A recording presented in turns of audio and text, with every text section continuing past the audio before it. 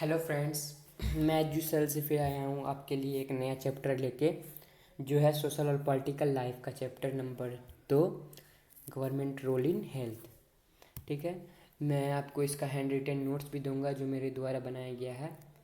तो अगर आप मेरे ये एफर्ट को पसंद करते हैं और आप चाहते हैं कि इस तरह के मैं और वीडियो बनाऊँ तो प्लीज़ प्लीज़ कमेंट वीडियो को लाइक शेयर और सब्सक्राइब ज़रूर कर दें, ताकि मैं इस तरह की वीडियो को बना। आ गए हम चैप्टर पे। चैप्टर का इंटरफेस यह है, role of government in health. In a democracy people expect the government to work for their welfare. लोकतंत्र में लोग ये आशा करते हैं गवर्नमेंट से कि वह उनके कल्याण करेगी, वह उनका भलाई करेगा। This could be through the provision क्या है? प्रोविज़न मतलब जो कॉन्स्टिट्यूशन में लिखा हुआ है उसी को प्रोविज़न कहा जाता है। कॉन्स्टिट्यूशन में लिखा हुआ आर्टिकल्स वगैरह को प्रोविज़न कहा जाता है। तो यह कैसे possible? Through the provision of education, health, employment, housing और the development of road, electricity etc। ये सारी चीज़ चाहे मतलब सरकार हमारे लिए करती है, एजुकेशन देती है, हेल्थ, एम्प्लॉयमेंट, हाउसिंग और डेवलपमेंट रोड का करती है। सरकार का दायित्व है, सरकार करे या ना करे, सरकार को करना चाहिए। ठीक है। Basically in this chapter we shall examine the meaning and problem related to health. Look at the subheading of this chapter. In what do you think this topic is related to the work of government? ये आपका assignment है। आप ऊपर वाले image को देखिए और बताइए कि ये कैसे रिलेटेड है वर्क के, मतलब गवर्नमेंट के वर्क से। आते हैं हम लोग इसके इस पे फर्स्ट पेज पे। वो तो सब हेडिंग था। What is health? We can think of health in many ways. हम लोग हेल्थ को कई तरह से देख सकते हैं। Health means our ability to remain free of illness and injuries. तो एक हेल्थ का जो व्यू है, पॉइंट ऑफ व्यू, वो है कि हम अगर इलनेस और इससे दूर हैं, इंजरीज से, तो हम हेल्दी हैं। But health is not only about disease. Health सिर्फ डिजीज़ को ही नहीं डिफाइन करता है। मतलब सिर्फ आप डिजीज़ से फ्री हैं तो इसका मतलब नहीं कि आप हेल्दी हों। हो सकता है आप डिजीज़ से फ्री हों बट आपका जो सराउंडिंग है वो काफ़ी गंदा हो, सराउंडिंग पॉल्यूटेड हो, तो वो आप एक सूनर और लेटर एक बैड हेल्थ में जाइएगा ही। देखिए, what we often ignore is the fact that each of the above situation is related to health. Apart from disease we need to think of other factor that affect our health. सिर्फ disease को छोड़कर हम लोगों को उन factor को भी देखना होगा जो हेल्थ से रिलेटेड है। For example, if people get clean water और a pollution free environment they are likely to be healthy. अगर लोगों को अच्छा पानी और पॉल्यूशन फ्री इन्वायरमेंट मिले तो चांसेस है कि वो डिजीज़ में नहीं आएंगे। मतलब इस फैक्टर को भी हम लोगों को जोड़ना है हेल्थ के साथ। ऐसा नहीं कि सिर्फ हम लोग डिजीज़ को जोड़ दिए तो वो। On the other hand, if people do not get adequate food to eat or to have to live in cramped condition, they will prone to illness। और दूसरी तरफ अगर सही मात्रा में खाना नहीं खा रहे हैं और क्रैम्ड कंडीशन यानी संकुचित स्थिति में रह रहे हैं तो चांसेस है कि इस इलनेस का शिकार हो जाएंगे वो। All of us would like to be active and good spirit in whatever we may be doing. हम लोग जो भी कर रहे हैं हम सब चाहते हैं कि हम लोग एक्टिव रहें और अच्छे स्पिरिट में रहें। It is not really it is not healthy to be dull. मतलब कि it is not healthy to be dull, inactive, anxious और scared for long stretch of time. यह हेल्थी में नहीं गिना जाता है अगर आप काफ़ी दिनों से, काफ़ी लंबे समय से डल हैं, इनएक्टिव हैं, सक्रिय नहीं हैं, डिप्रेस्ड हैं और डरे डरे से रहते हैं। तो काफ़ी समय से अगर आप मेंटली भी प्रेशराइज्ड हैं तो भी आपको हेल्थ की कैटेगरी में, हेल्दी पर्सन में नहीं डाला जाएगा। ऑल ऑफ जो ये सब एस्पेक्ट जो था, फ्री फ्रॉम इलनेस, उसके बाद मेंटल स्ट्रेंथ से फ्री होना, ये सब जो है इम्पोर्टेंट एस्पेक्ट है हेल्थ का। ठीक है। अब आते हैं इंडिया में हेल्थ केयर के कैसा है। इंडिया में health care, let us examine some of the aspect of health care in India, compare and contrast the situation express in first and second column. ये दो कॉलम दिया गया है। पहला में इंडिया का अचीवमेंट है जो उसने मेडिकल के फील्ड में किया है और दूसरा में उसी का कॉन्ट्रास्ट सिचुएशन है। तो पहला कॉलम है कि India has the largest number of medical college in the world and it is also the largest producer of doctor. Approximately 15,000 of new doctor qualify every year. तो इंडिया जो है बहुत बड़े संख्या में डॉक्टर को प्रोड्यूस करता है और लार्जेस्ट नंबर में मेडिकल कॉलेज इंडिया में है। तो इस बात तो ये तो साबित हो जाता है भाई कि इंडिया में नॉलेज का कमी नहीं है, डॉक्टर्स का कमी नहीं है। ठीक है, तो उसी का कॉन्ट्रास्ट है। हाँ, वो बात अलग है, most doctor settle in urban areas, people in rural area have to travel long distance to reach a doctor. The number a doctor with respect to the population is much less in rural area. तो जो doctor जो होते हैं specialised doctor, वो सब urban area में shuttle हो गए हैं। तो जो रूरल एरिया है वहाँ पे बहुत ही कम पॉपुलेशन, मतलब बहुत ही कम डॉक्टर जो हैं वो शटल हुए हैं, इसलिए बहुत बड़े पॉपुलेशन पे बहुत कम डॉक्टर है। ठीक है, पॉपुलेशन ज़्यादा है, डॉक्टर बहुत कम है, तो लोगों को काफ़ी दूर चलना पड़ता है अपने इलनेस का इलाज कराने के लिए। तो health care facilities have grow substantially the year 1950 there were 2717 hospital in India. In 1991 there were 1174 hospital in India and in 2000 the number grew to 18,218। तो इसमें कोई दो राय नहीं है कि हेल्थ केयर जो है हमारे कंट्री का अच्छा हुआ है। 1950 में सिर्फ, मैं आपको ग्राफ दिखाता हूँ, एक सेकेंड देखिए। 1950 में जो है सिर्फ 2000 हॉस्पिटल था और यहाँ पे देखिए 2000 में कितना बढ़ा है। 2001 में जो है लगभग 18,000 के हॉस्पिटल है। तो इसमें कोई दो राय नहीं है कि हमारे देश में जो है हेल्थ का जो है ये बढ़ा है। अबाउट 5 लाख, लेकिन दूसरा कॉन्ट्रास्ट सिचुएशन है कि about 5 lakh people die from tuberculosis every year. This number is almost unchanged since independence. Almost 2 million case of malaria are reported every year and this number is not decreasing.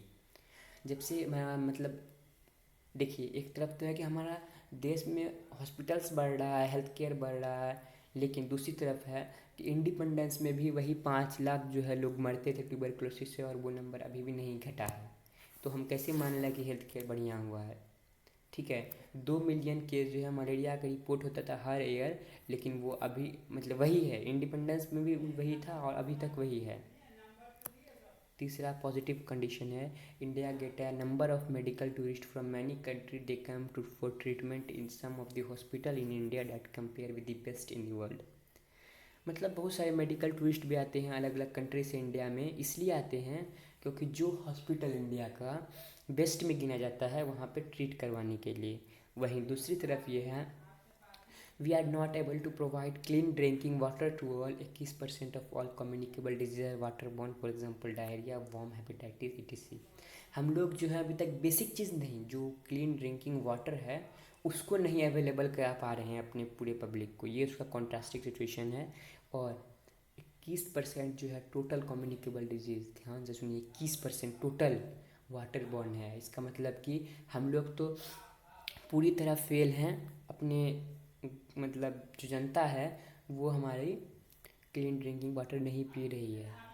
ठीक है, India is third largest producer of medicine in the world and is also large exporter of medicine. India तीसरी सबसे बड़ी medicine को बनाती है दुनिया में और ये सबसे बड़ी एक्सपोर्टर भी है। Half of all children in India do not gate adequate food. देखिए कितना वर्स्ट कंडीशन है कि जो हमारे देश के आधा से ज़्यादा बच्चे जो है उनको सही से खाना नहीं मिलता है और अंडर नरिश्ड फूड, यानी कि पूरी तरह नरिशमेंट वाला फूड नहीं मिलता है। अब आते हैं हम लोग इसको कैसे हम प्रिवेंट कर सकते हैं, ट्रीट कर सकते हैं इलनेस को। In order to prevent and treat illness we need appropriate health care facilities such as health centre, hospital, laboratory for testing, ambulance service, blood bank etc। हम लोग जो है हम लोगों को ट्रीट करने के लिए, बीमारी को रोकने के लिए अप्रोप्रिएट अमाउंट में हेल्थ केयर फैसिलिटीज़ चाहिए, जैसे हेल्थ सेंटर चाहिए, हॉस्पिटल चाहिए, लेबोरेटरीज चाहिए, एम्बुलेंस सर्विस चाहिए, ब्लड बैंक चाहिए, ये सब चीज़ चाहिए। That can provide the required care and service that patient need. ये जो है रिक्वायर्ड केयर और सर्विस प्रोवाइड करता है पेशेंट को जो उसको ज़रूरत होती है। In order to run such facilities we need health worker and nurses, qualified doctors and other health professional who can advise, diagnose and treat illness। इन सब चीज़ों को रेगुलेट करने के लिए तो हम लोगों को कौन चाहिए, हेल्थ वर्कर चाहिए, नर्सेस चाहिए, डॉक्टर्स चाहिए और भी हेल्थ का ही प्रोफेशनल है वो चाहिए जो हम लोगों को एडवाइस करे, डायग्नोस करे और ट्रीट करे। We also need the medicine and equipment that are necessary for treating the patient. These facilities are required to take care of us. हम लोगों को क्या चाहिए? मेडिसिन चाहिए और इक्विपमेंट चाहिए जो नेसेसरी है पेशेंट के लिए, और ये फैसिलिटीज़ जो है हमारे ध्यान रखने के लिए, मतलब हमारा हेल्थ को फंडामेंटली स्ट्रॉन्ग करने के लिए बेहद ज़रूरी है। हम लोग फिर India has a large number of doctor, clinic and hospital. India का बहुत बड़ी संख्या में डॉक्टर, क्लिनिक और हॉस्पिटल हैं। The country also has considerable experience and knowledge in running a public health care system. Government को जो है एक अच्छी अमाउंट, मतलब अच्छा नॉलेज और एक्सपीरियंस है पब्लिक हेल्थ केयर सिस्टम को रेगुलेट करने का। This is a system of hospital, मतलब पब्लिक हेल्थ केयर सिस्टम है उसका थोड़ा डिफाइन है। This is a system of hospital and health centre run by the government. ये जो सिस्टम है हॉस्पिटल का और हेल्थ सेंटर का जो गवर्नमेंट रन करती है उसको पब्लिक हेल्थ केयर सिस्टम कहा जाता है। तो देखिए यहाँ पे डाटा बता रहा है कि हमारे देश में एक्सपीरियंस और नॉलेज की कमी नहीं है, ठीक है। अब देखिए यहाँ पे क्या है, it has the ability to look after the health of a large section of its population scattered over thousand of hundred of village.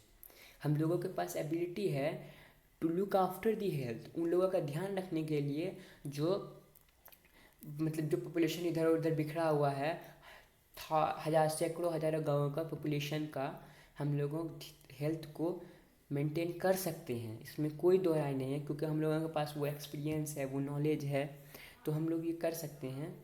और we will go into more detail on later, हम लोग बाद में इसके ऊपर ज़्यादा detail पे जाएंगे। Moreover, there has been a phenomenal advancement in medical science whereby many new technologies and treatment procedures are available in the country. इसके अलावा जो है कई सारा फेनोमिनल एडवांसमेंट भी आ गया है, मतलब टेक्नोलॉजी में। पहले एक्सरे नहीं था, अब एक्सरे है, एक्सरे, सीटी स्कैन, ये सब काफ़ी सारा मेडिकल एडवांसमेंट आ गया है मेडिकल साइंस में। whereby many new technology and treatment procedure are available in the country, जहाँ जो है हमारे देश में बहुत सारी न्यू टेक्नोलॉजी और ट्रीटमेंट प्रोसीजर अवेलेबल है। देखिए पहला कॉलम तो ये सब पॉजिटिव चीज़ है कि हमारे पास एक्सपीरियंस है, नॉलेज है, हम लोग देख सकते हैं, मेंटेन कर सकते हैं हेल्थ को। But the second column point out how poor the health situation in our country, कितना ख़राब हेल्थ सिचुएशन है। With all the above positive development, we are not able to provide proper health care facilities to all people. इन सब positive effect के होते हुए भी हम लोग अभी तक अपनी जनता को अपना हमारा जो जनता है वो अभी तक सही हेल्थ केयर फैसिलिटीज़ नहीं पा रही है। This is the paradox, something that is contrary to what we would accept.